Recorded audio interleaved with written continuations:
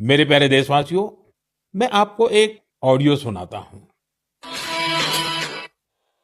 Hello. Sir नमस्ते sir. नमस्ते। Sir बोलिए सर। देखिए, ये जो आपने एफआईआर नंबर मुझे सेंड किया है, इस नंबर के खिलाफ 17 कंप्लेंट हमारे पास। आप ये नंबर यूज कर रहे हैं? मैंने नहीं यूज करता हूँ सर। अभी कहाँ से बात कर रहे हो? Sir Karnataka sir. वो मैं घर में हूँ सर।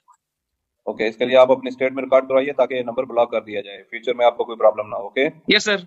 अभी मैं आपको कनेक्ट कर रहा हूँ, ये आपका इन्वेस्टिगेशन ऑफिसर है। आप अपनी स्टेट में रिकॉर्ड करवाइए ताकि ये नंबर ब्लॉक कर दिया जाए। Okay, yes sir yes sir yes sir. अब बताइएगा मैं किसके साथ बात कर रहा हूँ। अपना आधार कार्ड मुझे शो कीजिएगा वेरीफाई करने के लिए, बताइएगा। सर मेरे पास अभी नहीं है sir Aadhaar card sir, please sir. Phone आपके फोन में है? नहीं सर। फोन में आधार कार्ड की पिक्चर नहीं है आपके पास? नहीं है सर। नंबर याद है आपको? सर नहीं है सर, नंबर भी याद नहीं है सर। हमने सिर्फ वेरीफाई करना है। ओके, वेरीफाई करने के लिए नहीं सर। आप डरिए ना, डरिए ना। अगर आपने कुछ नहीं किया तो आप डरिए ना। हाँ सर हाँ सर। अगर आपके पास आधार कार्ड है तो मुझे दिखा दीजिए वेरीफाई करने के नहीं लिए। सर नहीं सर, मैं गाँव को आया था सर, घर में है सर। Okay, coming. जय हिंद। इस व्यक्ति के one side video call record करो as per the protocol. Okay, ये ऑडियो सिर्फ जानकारी के लिए नहीं, ये कोई मनोरंजन वाला ऑडियो नहीं है। एक गहरी चिंता को लेकर के ऑडियो आया है। आपने अभी जो बातचीत सुनी, वो डिजिटल अरेस्ट के फरेब की है।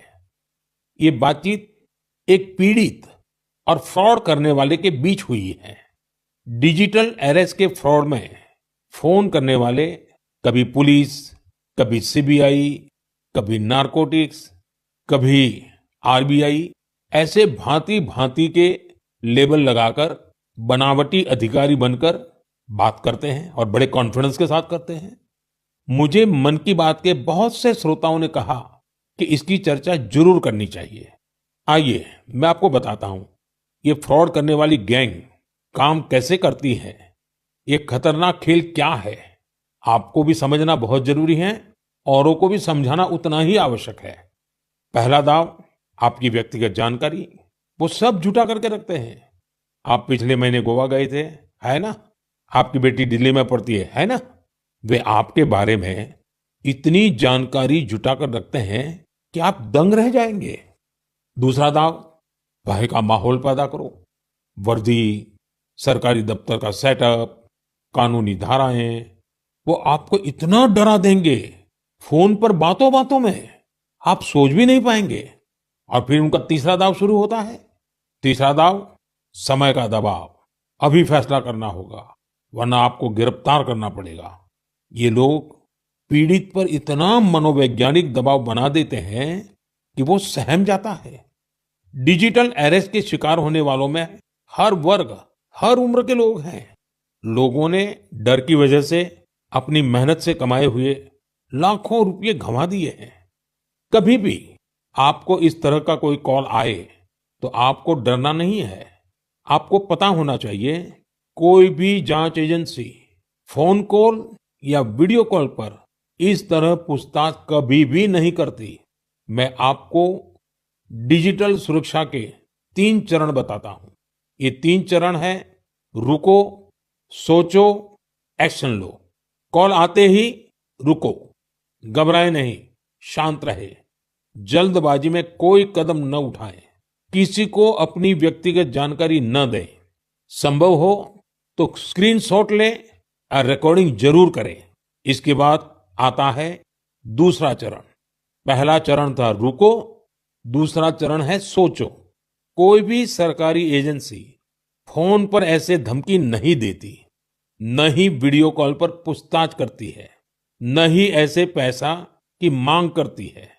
अगर डर लगे तो समझिए कुछ गड़बड़ है।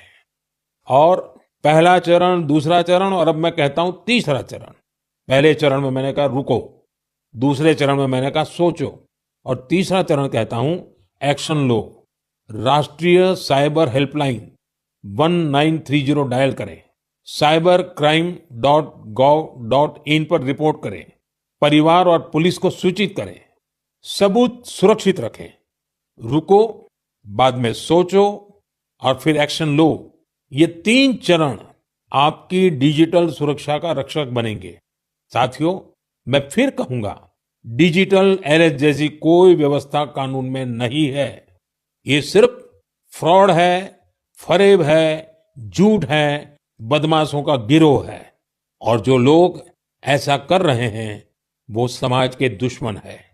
डिजिटल अरेस्ट के नाम पर जो फरेब चल रहा है उससे निपटने के लिए तमाम जांच एजेंसियां राज्य सरकारों के साथ मिलकर काम कर रही है। इन एजेंसियों में तालमेल बनाने के लिए नेशनल साइबर कोऑर्डिनेशन सेंटर की स्थापना की गई है। एजेंसियों की तरफ से ऐसे फ्रॉड करने वाली हजारों वीडियो कॉलिंग आईडी को ब्लॉक किया गया है। लाखों सिम कार्ड, मोबाइल फोन और बैंक अकाउंट्स को भी ब्लॉक किया गया है। एजेंसियां अपना काम कर रही है, लेकिन डिजिटल अरेस्ट के नाम पर हो रहे स्कैम से बचने के लिए बहुत जरूरी है हर किसी की जागरूकता, हर नागरिक की जागरूकता। जो लोग भी इस तरह के साइबर फ्रॉड का शिकार होते हैं उन्हें ज्यादा से ज्यादा लोगों को इसके बारे में बताना चाहिए।